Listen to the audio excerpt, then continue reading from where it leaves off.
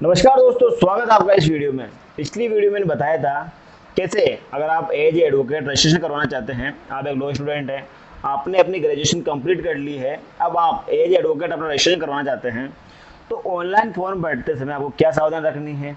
और जब आप अपनी फीस भर दोगे 16,200 रुपये, जब आप फीस भर दोगे उसके बाद में जो डॉक्यूमेंट्स आप प्रिंट करोगे उस डॉक्यूमेंट्स में आपको क्या क्या विशेष सावधान रखनी है वो मैंने पिछली वीडियो में बताया था कि आपके पास में एक 4 पेज का एक फॉर्म निकल के आएगा।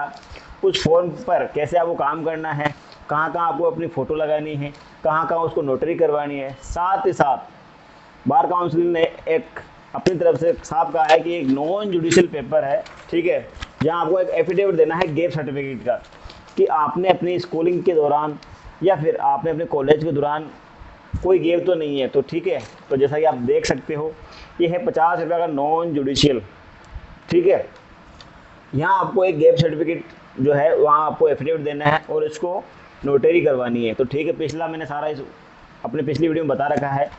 अब जो बात मैं बताना जा रहा हूँ इस वीडियो में वो ये है कि जब आपका ये सारा फॉर्म कंप्लीट हो जाएगा तो उसके बाद में क्या क्या डॉक्यूमेंट्स है, कैसे आपको बार काउंसिल राजस्थान के जोधपुर में अगर आप अपना एनरोलमेंट करवाना चाहते हैं तो उसमें कैसे भेजोगे। ठीक है, आपको पता है आपके ओरिजिनल डॉक्यूमेंट्स भी वहाँ एक बार के लिए जाएंगे। ठीक है, तो सारा प्रोसेस मैं आपको इस वीडियो में बता देता हूँ। जैसे कि आपको मार्केट से पहले एक इन्वॉल्व लिफाफा खरीदना है, जैसे कि मेरे पास में है। ठीक है, अब इस इन्वॉल्व में आपको बाहर सबसे पहले जैसा कि आप देख सकते हो the bar council of Rajasthan, जैसे आप भेजते हो टू लगाकर आपको कहाँ भेजना है, secretary the bar council of Rajasthan, old high court buildings Jodhpur. ठीक है, सारा एड्रेस आपको मिल जाएगा ऑनलाइन। ठीक है, उसके बाद में आपको उसके अंदर भेजना क्या क्या है वो सबसे इम्पोर्टेंट चीज़ है। ठीक है, तो सबसे पहले आपको अपने पास में सारे के सारे जो भी ओरिजिनल डॉक्यूमेंट्स है वो अपने पास में रखने हैं। ठीक है, अब बता देता हूँ, सबसे पहले आपको जो आपने ऑनलाइन फॉर्म फिल करा, फीस भरी, उसके बाद में जो फॉर्म निकल के आया एक वो फॉर्म, एक आपका स्टम्प जो 50 रुपये वाला जो आपने नॉन जुडिशियल फॉर्म जो एफिडेविट गैप के लिए दिया है वो आया, वो भी ओरिजिनल लगेगा। ठीक है, मेरे पास में ओरिजिनल तो हमने भेज रखे हैं, हमारा एनरोलमेंट कब का हो चुका है। ठीक है, इसकी जीरोक्स कुछ पड़ी है तो आपकी मदद के लिए मैं आपको समझाने के प्रयास से आपको बता रहा हूँ। ठीक है, सारे जीरोक्स है मेरे पास में। अब जैसे कि आपको पता है आप 4 फॉर्म है जहाँ आपको नोटरी भी करवानी है, पिछला वीडियो मैंने बता रखा है। तो एक तो ये फॉर्म, ठीक है, उस फॉर्म के पीछे आपको नॉन जुडिशियल वाला एफिडेविट लगाना है। उसके बाद में आपको आपकी जो भी ओरिजिनल मार्कशीट हैं, 10th होगी, आपकी 12th होगी, आपकी बीए की मार्कशीट होगी, आपकी एमए की मार्कशीट होगी, या उसके अलावा आपने जो भी क्वालिफिकेशन, ये आपको सीक्वेंस वाइज लगाना है। मान लिया आपने 10th करी, फिर आपने 12th करी, फिर आपने बीए करी, फिर आपने एमए करी और उसके बाद में आपने एलएलबी करी, जब आप उसके बीच में वो गैप रहा फिर आपने एलएलबी करी तो गैप सर्ट वो जो एफिडेविट बनेगा उसमें गैप सर्टिफिकेट आ जाएगा। ठीक है, अब आपको पहले पहले ये फॉर्म लेना है। फॉर्म लेने के बाद में आपको आपकी पहली 10th की मार्कशीट इसमें अटैच करनी है, फिर आपको 12th की मार्कशीट अटैच करनी है, फिर आपको बीए की सारी मार्कशीटें, BA first year, BA second year, BA third year original मार्कशीटें आपको इसमें अटैच करनी है।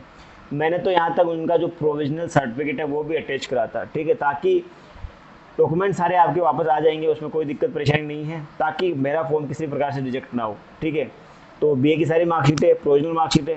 अगर किसी ने बीए के बाद में एमए करी है, ठीक है, और एमए के बाद में एलएलबी करी है तो उसको अपनी एमए की मार्कशीटें भी अटैच करनी है ओरिजिनल सारी। ठीक है, फिर आपको करनी है आपकी लॉ की मार्कशीटें, first year, second year, third year. ठीक है, हमें क्या सेकेंड ईयर में भी प्रोविजनल सर्टिफिकेट मिला सेकेंड ईयर की मार्कशीट का, थर्ड ईयर में प्रोविजनल सर्टिफिकेट मिला तो हमने वो भी सारे अटैच कर दिए। साथ ही साथ हमें कॉलेज से कुछ और चीज़ें भी मिली वो भी हमने अटैच करी।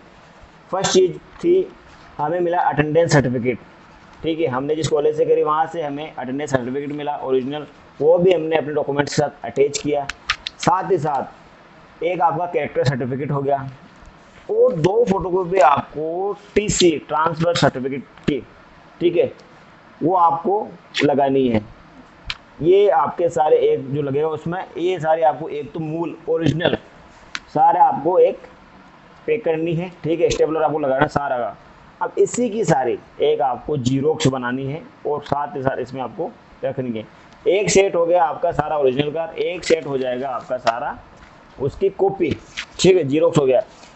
अब जो जीरोक्स की जो कॉपी है उस वो आपको सारी सेल्फ अटेस्टेड, मतलब कि फॉर्म से लेकर एंड तक जो भी डॉक्यूमेंट्स आप दे रहे हो वो सेल्फ अटेस्टेड होने चाहिए। आपके सिग्नेचर जो हाथों से आप सिग्नेचर करते हो सारी की सारी जो जीरोक्स है उस पर आपको सारी की सारी करनी है, ठीक है। फिर दोनों को आपको पैक करके आपको डालना है एक लिफाफे में। ये लिफाफे में आपने डाल दिया। इसके बाद में जहां आपको भेजना है, टू में आप उसका नाम लिख दीजिए, फ्रॉम में आपका एड्रेस, क्योंकि जब आपका बार काउंसिल में आपके सारे डॉक्यूमेंट्स आप जब भेजोगे, ठीक है, ये वहाँ से वेरीफाई होकर, ठीक है, वेरीफाई होने के बाद अब वेरीफाई होने में आपका एनरोलमेंट होने में मैं आपको बता दूं 2 महीने से 2.5 महीने का प्रोसेस है। आप बिल्कुल चिंतित ना हो, 2 से 2.5 महीने के बीच में आपका आराम से वेरीफाई होके आपके मूल डॉक्यूमेंट्स आपके घर पर वापस भेज दिए जाएंगे, ठीक है।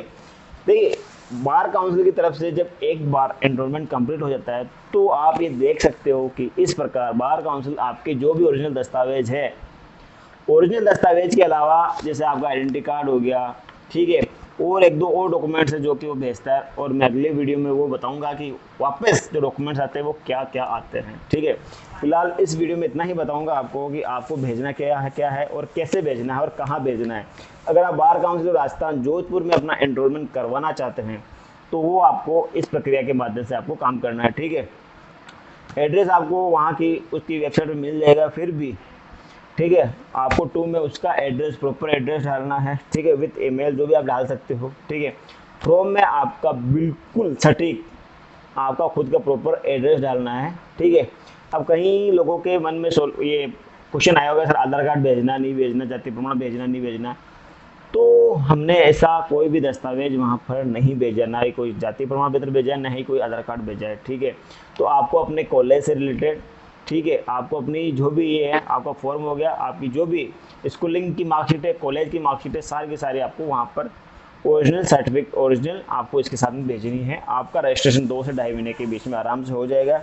और बीच बीच में आप इसकी BCR बार काउंसिल राजस्थान की साइड पर जाकर इसका ट्रैकिंग भी आप देख सकते हो, वो भी मैं आपको अगले वीडियो में बताऊंगा कैसे आप इसकी ट्रैकिंग देख सकते हो, ठीक है। तो आपको ये वीडियो पसंद आया होगा, समझ में भी आया होगा कैसे आपको इसको भेजना है, ठीक है। तो इस प्रकार आप इसमें पैक करके अब आपको पोस्ट ऑफिस जाना है। पोस्ट ऑफिस में आपको इसकी स्पीड पोस्ट करवानी है, ठीक है। आप उसको बोल दें कि ये स्पीड पोस्ट आप उसको कर दें, ठीक है, तो वो स्पीड पोस्ट आपको कर देगा और ये वहाँ पर पहुँच जाएगी। और आप 2-2.5 महीने तक बेफिक्र रहिए, आपका काम आराम से हो जाएगा, ठीक है, चिंता करने की कोई बात नहीं है। अब ये आप वहाँ पर्सनल जाकर भी जमा करा सकते हो, और साथ ही साथ अगर आप पर्सनल नहीं जाना चाह रहे तो आप अपने घर बैठे नियर बाय जो भी डाक पोस्ट ऑफिस है वहाँ से सारा का सारा इन्वॉल में जमा करके, ठीक है, स्पीड पोस्ट आप कर सकते हैं, आपका काम हो जाएगा, ठीक है।